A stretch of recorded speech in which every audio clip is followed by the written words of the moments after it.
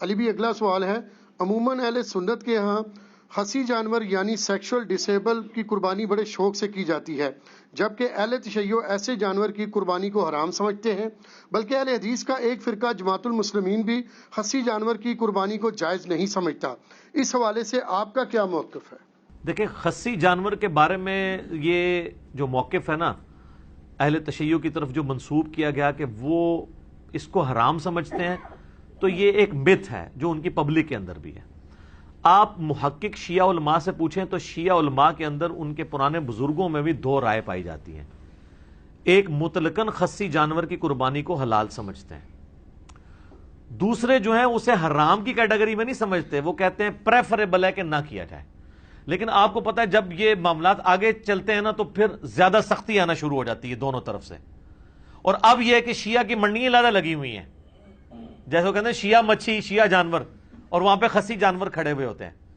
حالانکہ آپ شیعہ علماء سے میں نے باقاعدہ اس کے اوپر پوری ڈیبیٹ کی ہے، وہ کہتے ہیں جی ہمارا یہ کیٹاگوریکل موقف نہیں ہے، ہمارے ہاں دو اقوال ہیں، اور جو دوسرے لوگ ہیں نا جو خصی کی جانور کی قربانی کو جائز نہیں سمجھتے، وہ حرام کی کیٹیگری میں نہیں سمجھتے ہیں، وہ فتویٰ نہیں لگاتے کہ آپ کی ہوگی نہیں، وہ کہتے ہیں کہ بہتر ہے کہ یہ نہ ہو۔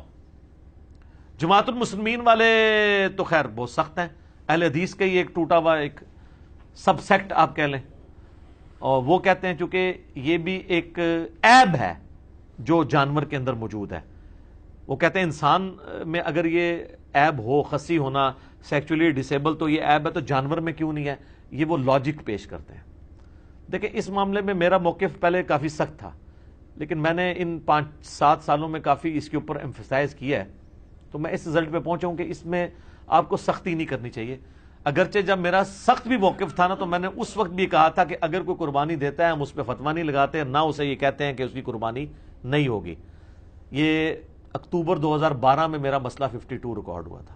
اللہ کا شکر ہے کہ میں جب کبھی بھی اجتہادی مسائل پہ بولتا ہوں نا تو میں اپنے لیے ایک راستہ ضرور باقی رکھتا ہوں، کیونکہ مسئلہ اجتہادی ہوتا ہے نا، نص قطعی تو نہیں ہوتا۔ تو بعد میں جب مجھے کبھی کسی موقف میں ڈھیلا موقف اڈاپٹ کرنا پڑے تو میرے لیے کوئی مسئلہ نہیں ہوتا، کیونکہ میں نے پہلے بھی کوئی سخت موقف نہیں اڈاپٹ کیا ہوتا۔ جیسے امام کے پیچھے فاتحہ کا مسئلہ ہے، میں نے اتنے شد و مد سے بیان کیا تھا، اس وقت بھی کہا تھا کہ جہری نمازوں میں جو امام کے پیچھے فاتحہ نہیں پڑھتے تو میں یہ نہیں کہتا ان کی نماز نہیں ہوتی ہے۔ خیر بعد میں اللہ نے شرح صدر کیا تو یہ سمجھ آئی کہ یہ جہری نمازوں میں پیچھے نہ پڑھنے والا عمل زیادہ بہتر ہے، تو مجھے ویڈیو ریکارڈ کراتے ہوئے بھی کوئی مسئلہ نہیں ہو رہا تھا، میں نے پہلے اس کو حلال حرام کا مسئلہ بھی نہیں بنایا تھا۔ خصی کے معاملے میں بھی یہی ہے، پہلے تو آپ اس کو سمجھ لیں کہ یہ خصی جانور کو عیب کے طور پر جن لوگوں نے دلیل کے طور پر پیش کیا ہے تو اس کی اصل دلیل تو ہے قرآن حکیم میں، سورہ نساء کی آیت نمبر 119، جس میں آتا ہے کہ شیطان نے کہا تھا کہ میں لوگوں کو ابھاروں گا کہ یہ جانوروں کے چیریں گے، بتوں کے نام پہ چھوڑتے تھے۔ اس میں آگے الفاظ ہیں وَلَآمُرَنَّهُمْ فَلَيُغَيِّرُنَّ خَلْقَ اللَّهِ، میں انہیں ضرور ابھاروں گا کہ تیری بنائی ہوئی تخلیق کو یہ بدلیں گے۔ تخلیق بدلنے میں ہر وہ کام داخل ہے جو نیچر کو آپ ہٹ کے کوئی کام کرتے ہیں، چاہے وہ کان چیر دیں، چاہے وہ آپ سینگ توڑ دیں کسی کا، ٹھیک ہے۔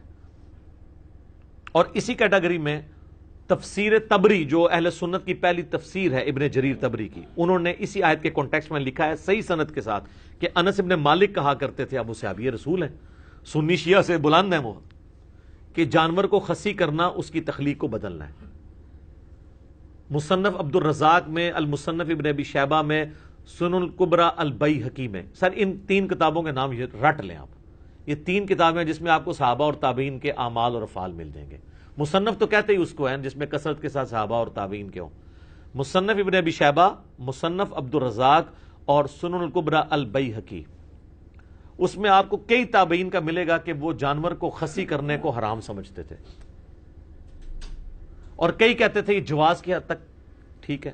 امام احمد بن حنبل سے مسائل احمد ان کی کتاب ہے جس میں ان کے فتاوی ہیں، ان سے پوچھا گیا تو وہ کہتے ہیں میں اللہ سے امید کرتا ہوں کہ خصی جانور کی قربانی درست ہوگی، وہ بھی کانفیڈنس سے نہیں کہتے۔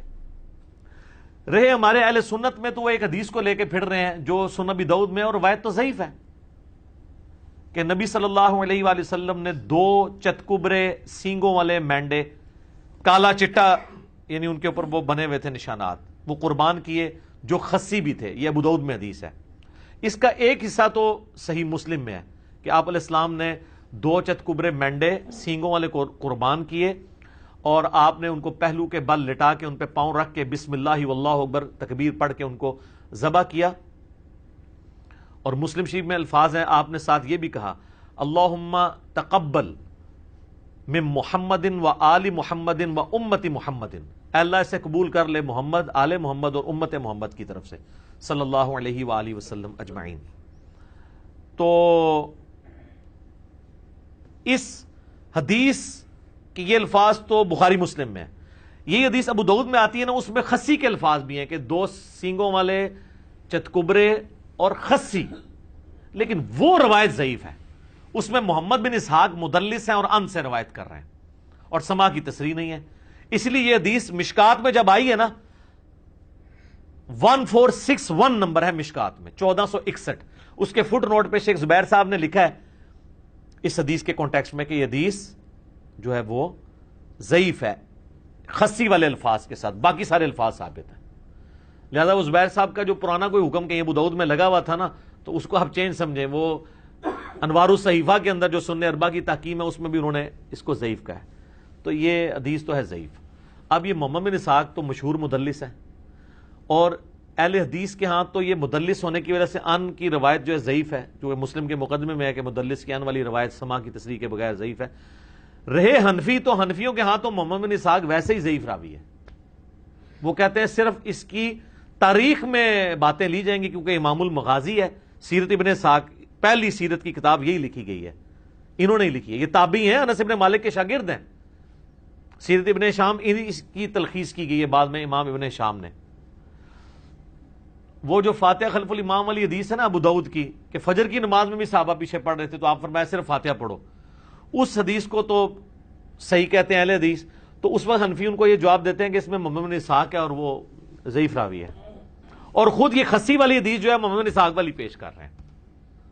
دیکھا آپ نے 2 نمبری, یہی 2 نمبری اس میں کی بھی ہے جو ابو داؤد میں حدیث ہے نا کہ عبداللہ بن عمر بن عاص جن کو وہ دعا یاد نہیں ہوتی تھی ان کے گلے میں تختی لٹکا دیتے تھے. تو وہ تقی عثمانی صاحب بھی بیان کر رہے تھے, میں نے کہا تھا سر اس کو دیکھ لیں, پہلے تو آپ نے نام ہی غلط لیا ہے, عبداللہ بن عمر نہیں ہے, عبداللہ بن عمر بن عاص ہے جس کو اردو میں عمرو لکھا جاتا ہے. اور دوسرا یہ ہے کہ اس میں تو محمد بن اسحاق ہے جو آپ کے نزدیک ضعیف ہے, تو آپ یہ روایت کس طرح آگے بیان کر رہے ہیں کہ تعویذ لٹکاؤ گلے کے اندر. تو محمد بن اسحاق مدلس ہیں, ان سے روایت کر رہے ہیں, لہذا یہ روایت ہوگی ضعیف. اور اس کو اہل حدیث کہیں پیش ہی نہ کریں آپ کہ ہوئی خسی جانور قربانی کی, خسی جانور کی قربانی کی. اسی وجہ سے جماعت المسلمین والوں کا یہ موقف ہے کہ خسی جانور قربانی نہ کی جائے. اب یہ خسی جانور کا مسئلہ جو کر رہے ہیں ان کا مسئلہ بھی ٹوٹل اجتہاد پہ کھڑا ہوا ہے, نہ کرنے والوں کا بھی اجتہاد پہ کھڑا ہوا ہے. تو جب مسئلہ اجتہادی ہے تو پھر یہ نص نہ رہی. البتہ جو نہ کرنے والے ہیں وہ نص سے اس کو دلیل ضرور پکڑتے ہیں, والا آمرنہم فلیغیرن خلق اللہ. اس کا جواب جو خسی کی جائز سمجھتے ہیں نا وہ بڑا زبردست جواب دیتے ہیں, اور میں سمجھتا ہوں کہ مولانا اسحاق صاحب رحمہ اللہ تعالی نے اس مسئلے کو کافی حد تک حل کیا ہے. آپ کو پتا ہے وہ اتحاد امت کے دائی تھے, اور ان کو یہ بھی ڈر نہیں ہوتا تھا کہ مسئلہ شیعہ کو سپورٹ کر رہا ہے یا اہل حدیث کو کر رہا ہے. وہ جس کے بھی حق میں ہوتا تھا دھڑلے سے کرتے تھے, اور ان کی کوشش ہوتی تھی کہ جو کامن آئے اس کو وہ ڈیفینڈ بھی کریں. لیکن اس مسئلے میں انہوں نے شیعہ کے اوپر سخت جو ہے نا گرفت کی ہے کہ یہ شیعہ نے جو مسئلہ نکالا ہے نا کہ خسی جانور کی قربانی نہیں ہوتی. اور وہ میں نے بتایا کہ مولانا اسحاق صاحب نے تو یاد ہی بات بتائی تھی. پوری بات یہ ہے کہ شیعہ میں بھی سب کا یہ موقف نہیں ہے, 2 گروہ ہیں. میں نے باقاعدہ شیعہ کے بڑے علماء کے ساتھ ڈسکس کیا ہے, آفتاب جوادی صاحب کے ساتھ ڈسکس کیا جو بڑے محدثین میں سے ہیں, زبیر علی زئی صاحب کے وہ دوست بھی ہیں جامعۃ الکوثر اسلام آباد میں, آپ لوگوں کی بلکہ ملاقات بھی ہوئی ہے ان کے ساتھ. تو وہ بھی کہہ رہے تھے ہمارے میں بھی 2 گروہ ہیں, لہٰذا یہ کوئی اتنا بڑا مسئلہ نہیں, اس کو مسئلہ بنایا جائے. وہ مولانا اسحاق صاحب نے بڑا پیارا جواب دیا. انہوں نے کہا کہ نبی علیہ السلام نے جو عیب گنوائے ہیں نا کہ ان عیوب کی بنیاد پہ جانوروں کی قربانی نہیں ہوگی, وہ تو ابو داؤد میں, ترمذی میں, نسائی میں, ابن ماجہ میں کیا آئے ہیں؟ کان کٹا ہوا, سینگ ٹوٹا ہوا, لنگڑا, کانا, لاغر, بیمار. تو حضور علیہ السلام نے کہیں پہ بھی خسی کا ذکر نہیں کیا. اگر یہ مسئلہ اتنا ہی ہوتا تو کسی حدیث میں تو آ جاتا نا کہ خسی بھی وہ عیب ہے کہ جس کی وجہ سے قربانی نہ کی جائے. تو آپ نے اس کو نہیں. پھر انہوں نے مسئلہ حل کیا کہ خسی عیب ہے لیکن اس جانور کے لیے جو آپ نے ریپروڈکشن کے لیے رکھا ہوا ہے, جسے آپ اردو میں جفتی کروانا کہتے ہیں, تو اس کے لیے تو ظاہر ہے وہ عیب ہے. جیسے یہ بھینسوں کو لے جاتے ہیں باڑوں میں, بھینسوں کے پاس بھینسے ہوتے ہیں جو ان کے پاس, تو ظاہر ہے کہ وہاں تو کوئی ایسا بھینسا تو نہیں رکھا جائے گا کہ جو وہ ان کی ریپروڈکشن نہ کر سکے, تو وہاں کے لیے وہ عیب ہے. اور اس میں بھی یاد رکھیں بخاری مسلم میں حدیث ہے, نبی الاسلام نے اس طرح کا جو وہ سیکشل ریلیشن شپ ہے نا جانوروں کا کرانے کی, اجرت لینے سے منع فرمایا. یہ فری کروانا چاہیے. ہاں جی, جس کو شوق ہے نا وہ نیکی کھٹے. ویسے کوئی دے دیتا ہے, جیسے وہ پیروں فقیروں کے پاس آپ جاتے ہیں دعا کے لیے اور ان کے چندہ باکس میں ڈال دیتے ہیں, وہ تو تحفے میں آ جائے گا, لیکن اس کام کی اجرت نہیں لی جا سکتی. تو یہ مسئلہ اس کیس میں تو یہ عیب ہے. رہا گوشت کھانے کے لیے, تو سر اس کے لیے آپ کو کوئی مفتی نہیں بتائے گا. گوشت کی فیلڈ کے ایکسپرٹ کسائی ہیں. جیسے میں کہتا ہوں کہ آپ نے ایمبریولوجی کا مسئلہ پوچھنا ہے تو ڈاکٹر سے پوچھیں گے, جیولوجی کا پوچھنا ہے تو جیولوجسٹ سے پوچھیں گے. آپ ذرا جو گوشت کے ایکسپرٹ لوگ ہیں ان سے ذرا پوچھیں کہ جانور کا خصی ہونا, اس جانور کا جس کا گوشت آپ نے کھانا ہو, یہ اس کے حق میں عیب ہے یا خوبی ہے؟ تو آپ کو بتائے گا کہ خوبی ہے, کیونکہ اس کی وجہ سے جانور موٹا تازہ ہو جاتا ہے. تو شریعت کو لاغر جانور مطلوب ہے قربانی کے لیے گوشت کھانے کے اعتبار سے, یا موٹا. اچھا, باقی آپ کو پتا ہے کہ وہ جو جس کو آنڈل بکرا یہ کہتے ہیں, یعنی نان خسی جو بکرا ہوتا ہے, عام بکرا, اس کے گوشت کا بھی وہ کہتے ہیں کہ اسمیل وغیرہ کا ایشو ہے. خیر وہ آج کل وہ بھی ٹیکے آ گئے اور ٹیکے لگا دیتے ہیں, اسمیل ویسے ہی مر جاتی ہے, وہ ایشو اب چھوٹا رہ گیا. تو اس اعتبار سے اگر دیکھا جائے تو خسی ہونا قربانی کے جانور کے لیے, لیکن یہ مسئلہ میں اجتہاداً بتا رہا ہوں. آپ جس جعلی روایت کو لے کے چل رہے ہیں نا کہ یہ سنت ہے, وہ تو بالکل غلط ہے. وہ ابو داؤد والی روایت ضعیف ہے, محمد بن اسحاق کی تدلیس ہے. مشکات میں 1461 نمبر 1461 مشکات میں فٹ نوٹ پہ آپ دیکھ لیں, کیونکہ میرے اوپر بھی انہوں نے ہنگامہ کھڑا کیا کہ یہ کہتا ہے حدیث ضعیف ہے.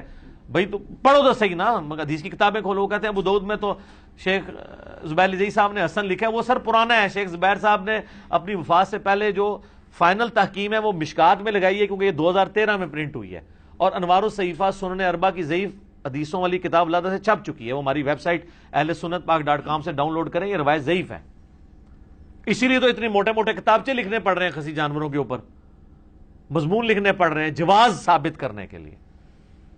شیخ زبیر صاحب کے جو شاگرد ہیں غلام مصطفیٰ زئی صاحب, انہوں نے باقاعدہ پورا مضمون لکھا ہے جواز ثابت کرنے کے لیے, پریفریبل نہیں.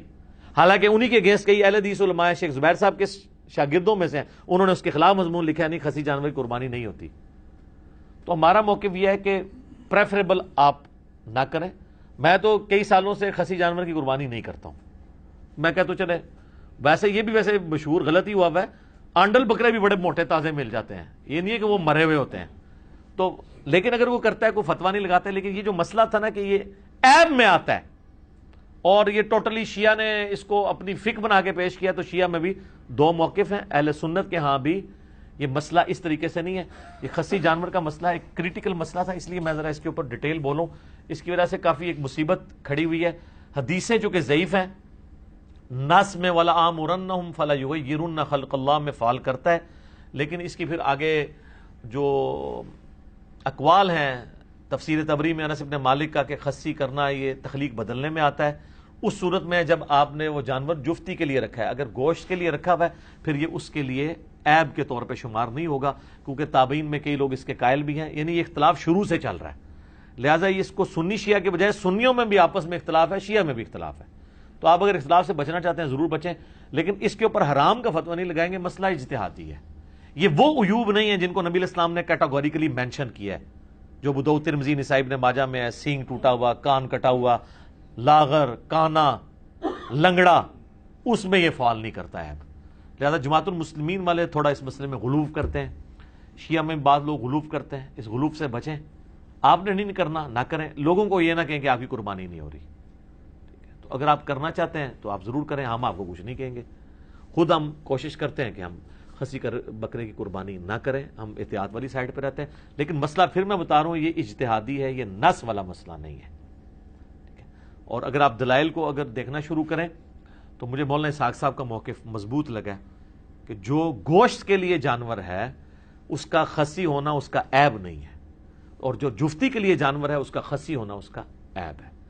تو تھنک آؤٹ آف باکس کریں تو آپ کو کئی ایک چیزیں خود بخود کلیئر ہو جاتی ہیں۔ لہٰذا یہ اجتہاداً میں اس کو سمجھ رہا ہوں کہ جائز ہے۔ نص جو ہے نا وہ روایت ابو داؤد والی کمزور ہے، آپ جہاں سے مرضی لیں وہ روایت کمزور ہے، اس کی جتنی اسناد ہے سب میں محمد بن اسحاق مدلس ہیں اور ان سے روایت کر رہے ہیں، تو اس کی بنیاد پہ نہیں بلکہ تابعین میں سے کچھ لوگوں کی بنیاد پہ اور باقی دلائل کو دیکھنے کے بعد یعنی اس کا جواز موجود ہے۔ ٹھیک ہوگا جی؟ جزاکم اللہ خیر۔